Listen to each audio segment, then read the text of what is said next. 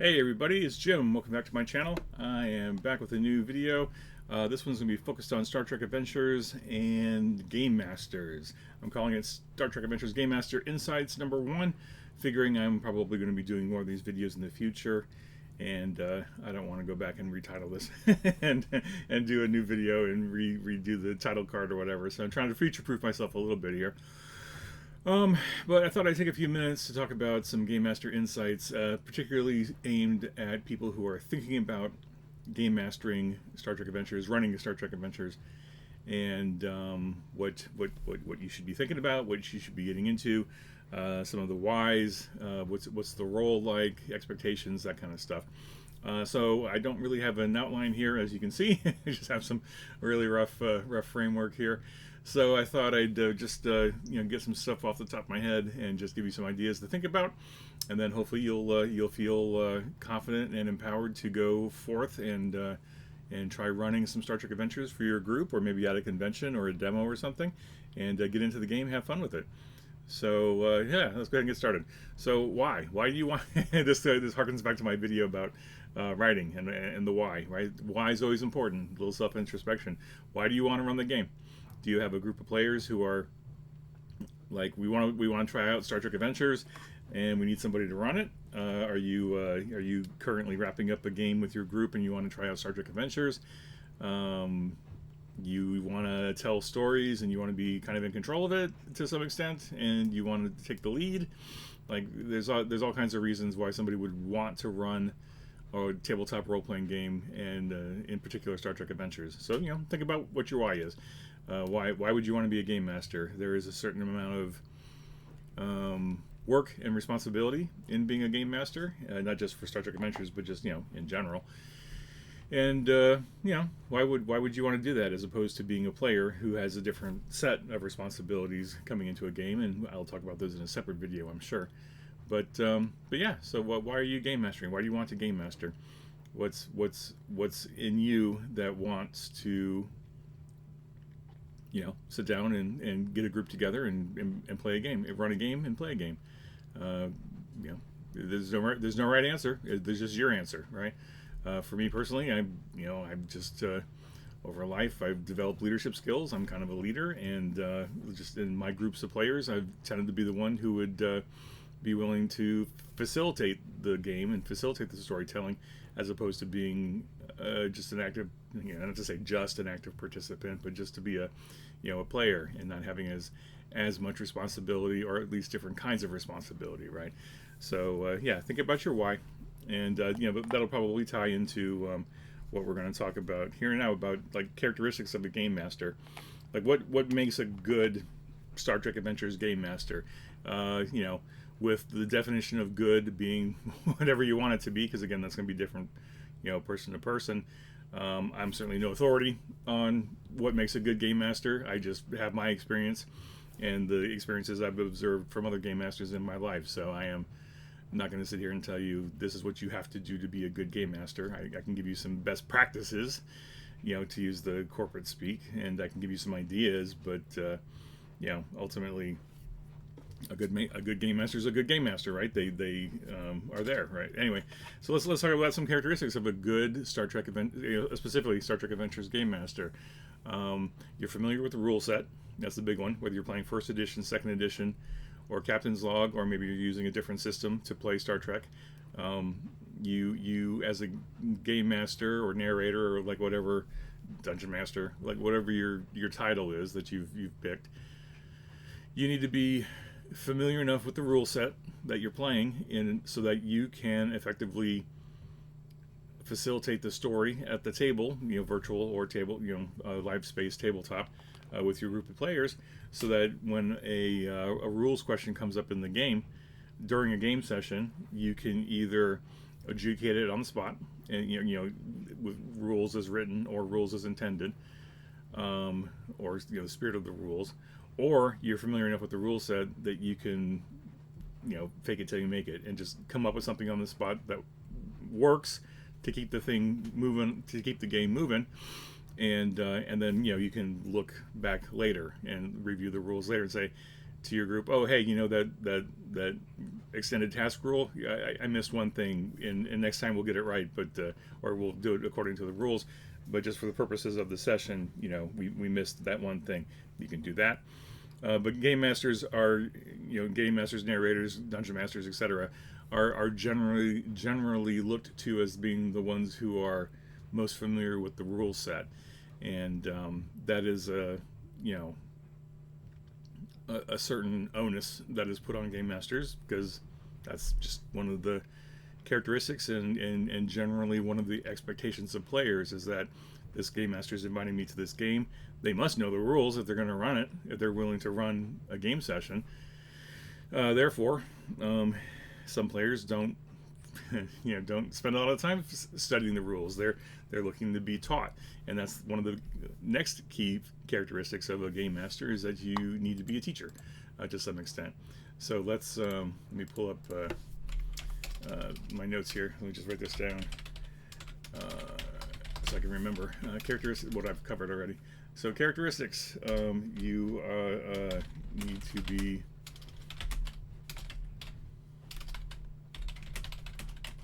familiar with the rules, and I mean, honestly, you only need to be as much as you're going to use, right? Like, every game has a lot of rules options. Star Trek Adventures is no different.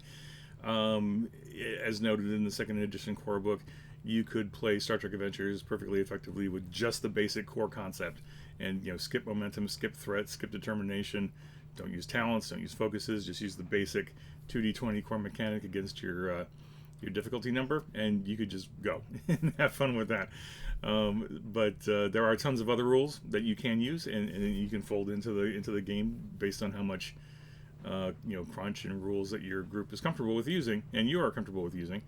But the more rules you use in your game, the more familiar you should be with those, with those rules, etc. Let me get my bullet points fixed here. Anyway, so be familiar with the rules.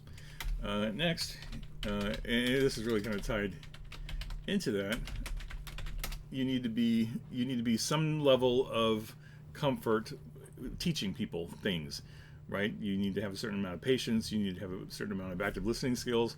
You need to have a certain amount of people skills to kind of intuit when somebody is at the table and struggling with the rules, whether it's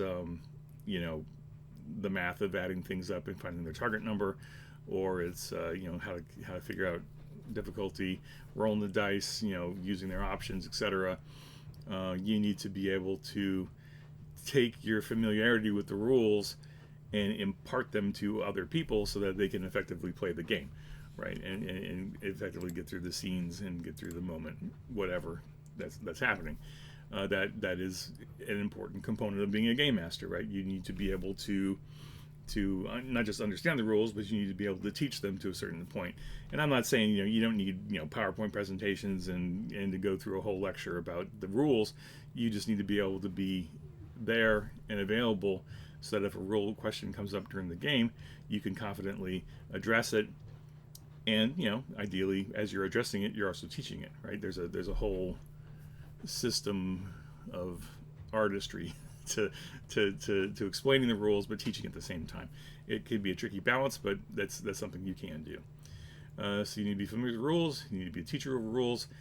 Because we're talking specifically about Star Trek Adventures, you should be familiar with the IP as much as you're going to use. And this is a key one, right? But you have to be flexible with this, right? I mean, obviously, you've come to Star Trek Adventures, you must be somewhat familiar with Star Trek. Maybe you've seen a couple episodes. Maybe you've been a lifelong fan like me. Maybe you have dabbled a bit.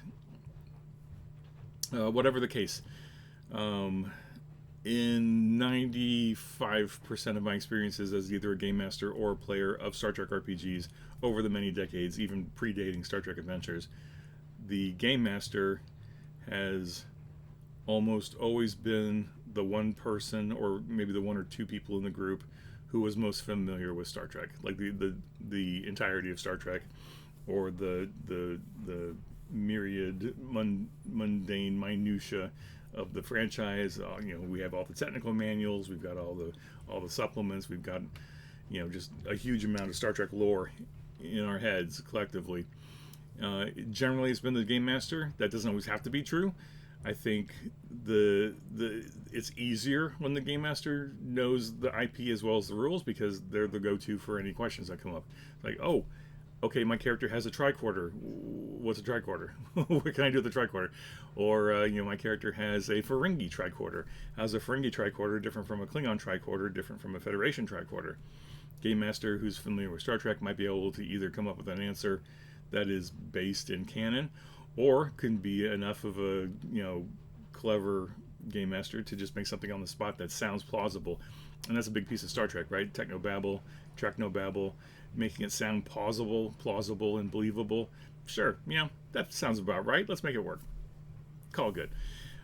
So familiarity with the IP is pretty important. I think that's true for any game based on an IP. If you're playing like Stargate or Star Wars or Star Trek or Firefly, there's countless licensed Pendragon. There's countless licensed RPGs out there, or RPGs based on an IP of some form, or traditional stories. So the game master, you're going to be expected to be kind of the go-to for all questions, whether it's game related, mechanics related, lore related. The game master is usually the fount of all that knowledge. Sometimes you're blessed and you have another player or two in the group who is also familiar with Star Trek, or also familiar with whatever IP, and you can lean on them for support and advice. With the caveat that one of the characteristics of a game master, or one of the responsibilities of a game master, is to be the final arbiter of whatever. Right? You want to probably avoid getting into debates with your players about some piece of minutia about Star Trek lore. If you find that the game is ground to a halt because you're arguing the frequency of a Klingon shield on a bird of prey, you're getting down into the weeds, and all your other players have glazed over and are waiting for the next thing to happen. That's when the game master should step in and say, you know what, this is a really interesting conversation. Let's take this offline after the game is done, and let's get back to the game and go have fun. So a game master, you're not only familiar with the rules, you're familiar with the IP, you're a teacher of the rules, you're also the final arbiter of discussion and questions, so you can get on with it. Let's see. Also, really important for the game master, and this is true for any game, not just Star Trek Adventures. You need to have some degree of comfort and ability to read the room, and understand if a player is looking uncomfortable, feeling uncomfortable, sounding uncomfortable, if something's happening in the game session that is impinging on somebody's safety or well-being or health or whatever, if it's impinging on the safety rules that your group has worked out in session 0. You probably need to be the first person on the spot to identify something. And if it's you who's actually doing it, then you need to be ready to have a player approach you and say, oh, I think you may have, stepped on a safety rule there or something, and you need to be able to step back and go, oh, wait, you know what, you're totally right. It was an accident, and go back and fix it. So be aware of safety tools and good game health. We'll call it good there. There's plenty of stuff online and in the books about safety tools, running good games, being, Veils, X cards, etc. There's all kinds of great advice out there about that. So, a game master, you're really responsible for that. Also, unrelated to Star Trek Adventures, like, you're just responsible for the game in general, right? You are probably going to be expected to manage the scheduling of the game, the location of the game, assuming it's not online, and even if it is online, you'll need to figure out what platform are you using, how are we meeting online, how are we going to conduct the game online. All of those ground rules are generally established by the Game Master, although certainly discussed at session 0. You're probably also the facilitator, so let's session 0, and the caveat that session 0 should never end. Always be checking in with your players during sessions, after sessions, in between sessions. Just keep your thumb on the pulse of the health of the game, of your campaign, and just see everybody happy, everybody having a good time, because ultimately, hopefully, you're here to have a good time, right? Hopefully, you're here having fun with your friends doing Star Trek, and you want to make sure that everybody's still enjoying it and still showing up and still getting what they want out of the game. And if someone's not getting something out of it, then have a conversation and figure out how to make some tweaks to keep everybody happy, and including yourself, because it's important for the Game Master to be happy too. This is not a job, right? Or it should not be a job. If you're not having fun, then you're going to burn out eventually. I think that's almost a given, that the longer you stop having fun and you're just running it because people are showing up, and you may grow to hate it. You just don't want to do it anymore, but you get into this inertia and into the cycle of doing something that you don't want to do, but you don't want to stop. It can get really ugly. So it's important to be aware of everybody's comfort level. So keep a finger on the pulse of the game, joy of the game for everyone. So characteristics, roles, expectations, things to be aware of as a game master getting into it. Game prep, and I think really honestly game prep is probably a whole separate conversation that we can have at some point. But running a Star Trek adventure doesn't have to be as the prep work doesn't have to be as time intensive as other games I've played, just based on my experience. Certain games require a lot of GM prep, especially when you introduce miniatures, maps, map tiles, big stat blocks, lots of creatures, lots of bad guys, levels, especially like the more powerful creatures get, the more complicated they get in terms of their abilities and capabilities, and just stuff to keep track of. If you're doing a fantasy game, you might have different spell effects with like like cones or beams or clouds, or there's just so many different possible templates that you can use for your maps. It can get really complicated. Certain games really encourage the game master to develop balanced encounters. So like you've got a group of certain types of characters, and you want to balance your encounters against that. That's a whole mathematical, alchemy of prep work that can take, a few minutes for people who really know what they're doing, to literally hours and hours of work. I think I know there were certain games I was prepping for as a game master that I found I was spending more time prepping the game session than I was actually playing the game session with my players. And once I realized that, I was like, this isn't sustainable. I can't spend 10 hours a week planning a session that I'm going to play for 2 hours. That is not not effective, not time effective for me. Star Trek Adventures doesn't have to be that way. It can be very, very light. It can be very much stream of consciousness, theater of the mind in the moment. You can skip the maps, you can skip the miniatures, you can just do literal play by post, and just set the scene and imagine things as you go. Or you can put more work into it. You can develop stat blocks, you can develop non-player characters, stat blocks, etc. There are ways to not put that much work on yourself. It just depends on what you want to get out of it, right? What you and your group want to get out of it. I think prep work for game masters can be significant if you want it to be, right? If you're a game master who likes to make props, or you like to make notes, and you like to have tangible things for your players to interact with and play with, or if you're like, you're investigating this colony, and here's the last 3 station logs that were on recording, and you can hand them a printout or something. Doing that level of effort is time, right? It's time and effort.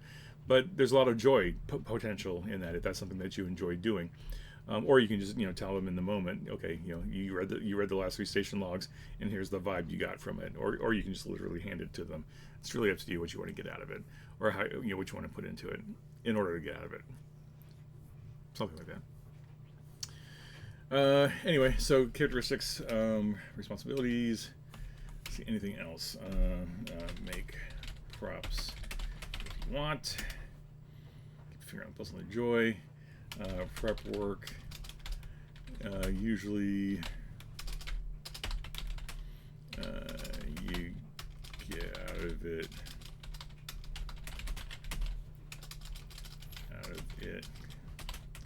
What you put in. For game mastering, is there anything else really important to know?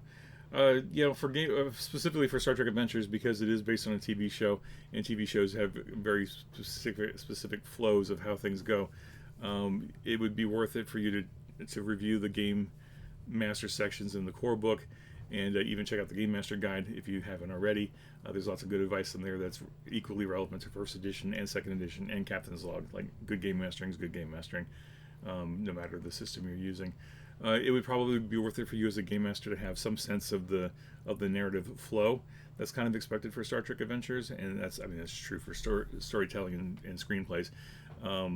We break Star Trek Adventures down into acts and scenes, right? There's this very specific scene economy in Star Trek Adventures where you're going scene to scene to scene, and it'll take a certain amount of practice for you to get familiar with the rhythm. If you haven't watched a lot of Star Trek, if you have watched some Star Trek, then you see the rhythm. The rhythm is there.